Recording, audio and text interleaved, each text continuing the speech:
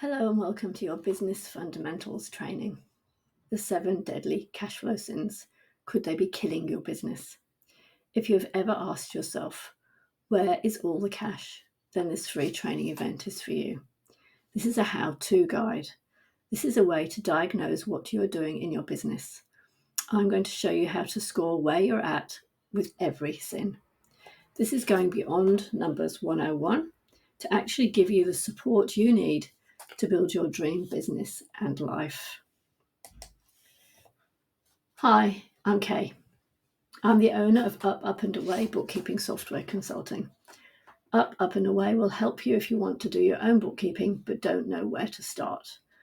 I help with the selection and implementation of your accounting software, training on that software, and I also provide DIY bookkeeping support. We go beyond your basic bookkeeping service in order to give you the support you've been waiting for. All right, so our next half hour together is all about the 7 deadly cash flow sins, and I'm going to get you to score yourself in each. We're going to look at how to avoid them. In this recording, there is not going to be the opportunity for Q&A, but you're going to be able to book a results call so that I can go through your business health check and give you personal recommendations and answer any questions you have. The truth is no less the truth when it's hard to hear. 80% of small businesses go broke in their first 5 years.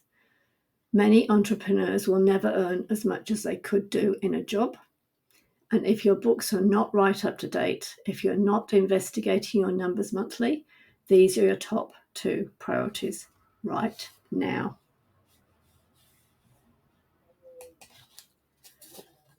To rinse and repeat. It is globally recognized that pillar 1 for the success of any business is up-to-date, accurate bookkeeping. So why is that? That is not just my rule of the game. Phone 3 accountants at random and ask them, is up-to-date accounting records pillar 1 for success? And they will say yes. And why is it pillar 1? Because having up-to-date numbers is the only way you can see how your business is performing in terms of profit and cash. You cannot view how your business is performing by looking at the bank account, a mistake that causes many business dreams to become nightmares. Entrepreneurs are focused on sales, and we will talk about that in a minute. And they look at the bank account and they think that because there is money in it today, everything is okay. So here are the 7 deadly cash flow sins. Sales, expenses, receivables, payables, inventory, cash, and owner's drawings and obligations. The first deadly sin is sales. And so around sales, are you focusing on top-line revenue as the most important number in your business? If you believe that, it is a deadly sin that is going to kill your business. What I want you to do is to score yourself. Have you held that belief, that misconception, that the most important thing to focus on is the revenue, and that if you keep making lots of sales, then you're going to grow? Do you believe that the profit will just all happen and the cash will happen? If that's what you believe, then score yourself 0. If you are focusing on net profit and positive cash flow as the most important numbers in your business, then you can score yourself a 1. You are either a 0 or a 1. There's nothing in between. We want to keep this simple. Revenue is vanity. Profit is sanity, and cash is king, my friends.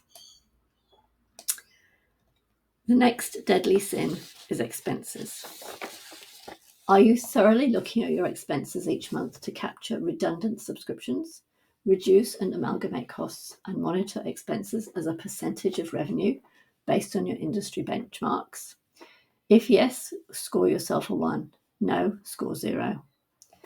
In 12 months, strategic bookkeeping helped Sam reduce his expenses by $240,000, putting him back in the black to pull 6-figure profits and lots of time off out of his 24/7 gym. Receivables. Okay, so the next deadly sin is around receivables. Now, anyone can sell something for nothing. Sadly, I see this sin cause lots and lots and lots of businesses to go broke. So in terms of your customer invoicing and collection systems, you're not a bank, so don't act like one. Invoice promptly and collect money immediately before delivery of products and services. Remove barriers for your customers to pay by taking credit card and smart automated systems. When I see entrepreneurs like tradies turn up at my house and click, click, click, boom, they're not afraid to ask for the money. They invoice me there and then. They have me click a few buttons, and they might even get me to do a review. So how are you going with receivables? If you are doing all of this perfectly, I want you to score yourself 1. If there's room for improvement, you need to score yourself 0, because that's going to help me really understand where you're at. So there's no in-between score. You're either getting it right or there's room for improvement. So please score yourself with a pen and paper so we can add this up at the end. Next, we have payables. So let's move on to payables. The next deadly sin is around payables. That's like the bills. So if receivables is sales, then payables is the bills. So people you need to pay. We call this accounts payable versus accounts receivables, which again, this is real bookkeeper speak. So if it doesn't make 100% sense to you, please know that you're in good company as an entrepreneur. So let's run through this one. I once met a stressed out furniture factory owner, lovely guy. He was running a highly profitable business that was always running out of cash, putting him at risk of shutting up shop. He was paying his staff weekly on a Monday, whereas he should have been paying them fortnightly on a Thursday, which would have given him 10 more days of cash in the bank and a better night's sleep. So let's move on to inventory, which is the next deadly sin. So if you don't sell things in your business, if you sell services, this one's not relevant to you. But if you sell things, if you sell products, are you selling your stock and collecting the money before you have to pay your suppliers? It's a really interesting question. So yes, score 1. For yes, score 1. For no, score 0. You'll need to consider all the factors that influence cash flow risk when selling stock and inventory. Now I go into this one more in the 7 deadly cash flow sins how-to guide. I'm not going to sit on this anymore. In general, we find that we're working with service-based businesses and that one doesn't apply to you. But if you sell inventory, pause this training and think about what that means to you, because it's actually the same as the last 2 slides. If you've got stock that sits on the shelf and doesn't get sold before a customer pays for it, Houston, you have a cash flow problem. That's what this is all about. So think about this. Score yourself, or if it's irrelevant to you, just forget about this particular sin. And next we have cash.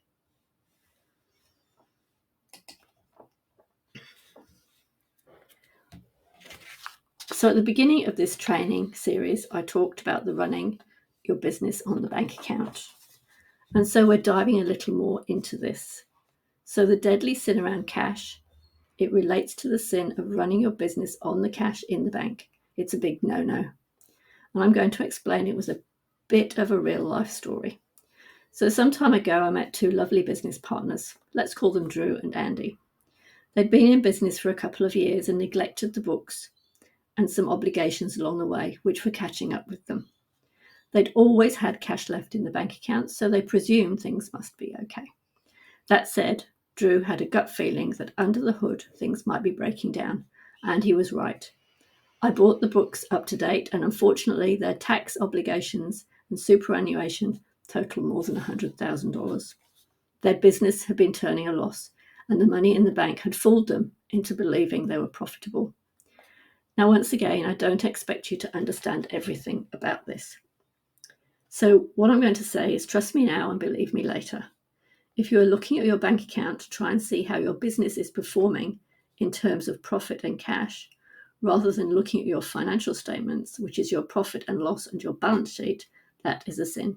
So if you're looking at the bank versus these financial statements, you need to score yourself a 0 rather than a 1. If you're looking at your financial statements, your profit and loss, your balance sheet, and all of the other parts of your financials to determine how your business is performing in terms of profit and cash, then you can score yourself a 1. And I want you to know that if you are running your business on the bank account, you're in good company. You're one of the 80% or more businesses that are doing this.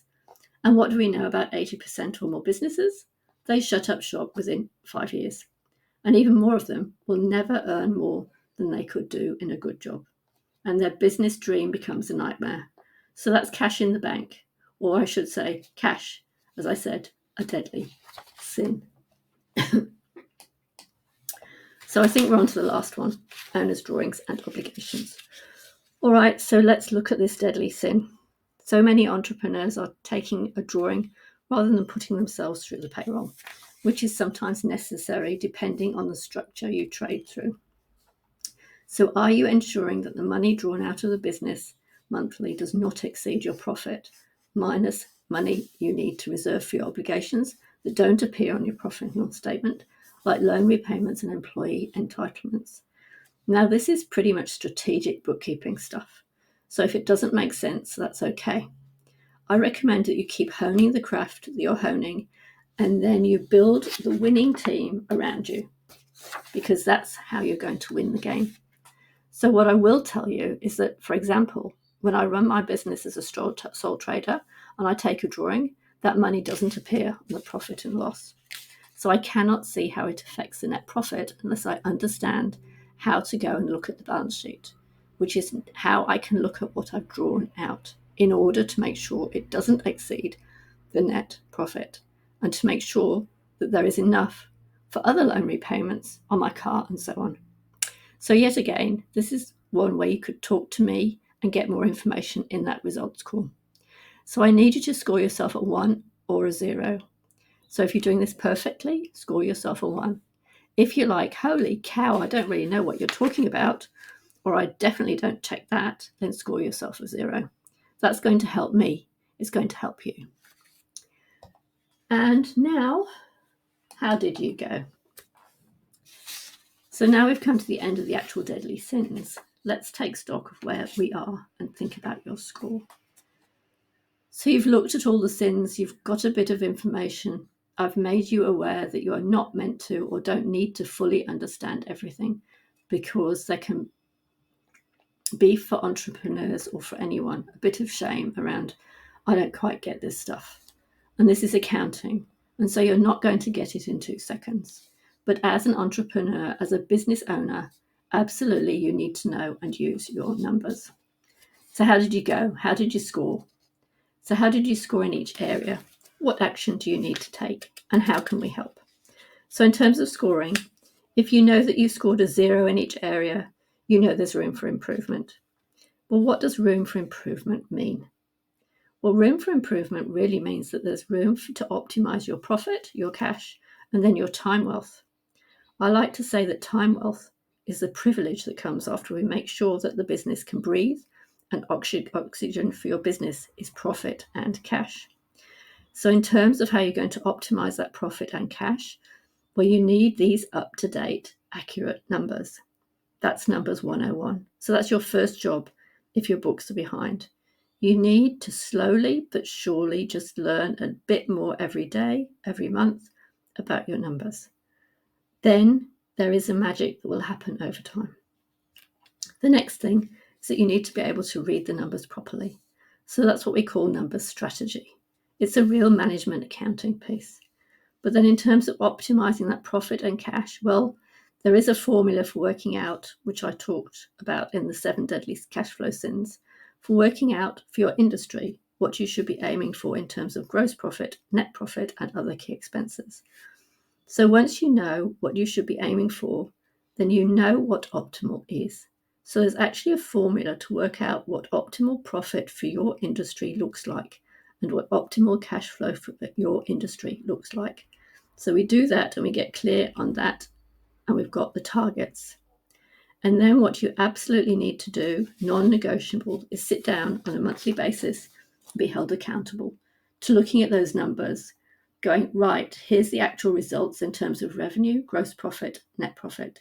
Here are the key expenses as a percentage of turnover, and here's how it all compares to what we know are the meaningful, real targets in our business. And the gap in between is where you can make the decisions to take action. And that's an action plan. And that will improve your cash, your profit, and everything else in your business, and eventually allow you to scale your business. And scaling your business is how you pull the time wealth out. And I'm not going to go heavily into that now, but it'll give you some food for thought. So we're very close to the end of this business fundamentals training. And so now it's time to think about what action you're going to take. So let's move on. So please don't let fear, doubt, indecision, or people pleasing keep you stuck, because these really do keep a lot of people stuck. The next thing is, if you're not looking at your financials monthly, not the bank account, your actual financials.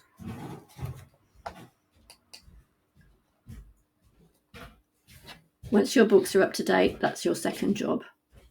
So you've got two things on your action plan right now. So what are you going to do in terms of taking action? Because you know as well as I do that the definition of insanity is doing the same thing over and over and expecting different results. So let's look at that for a second, just a little bit more. So in terms of how I can help, as I said, don't let inaction cost you everything, because we've seen it cost many people everything. So book a call and ask all the questions you've got from this business fundamentals training. What you've learned today in this training are the fundamentals that you need to know and that you need to get right, not negotiable, in order to move forward, to grow, to scale, to thrive. We will also provide you with the health check, the 7 Deadly Sins How-To Guide ebook, so that you can continue the journey and continue to get value from them. That is a wrap on your business fundamentals training. I look forward to seeing you again soon. Stop.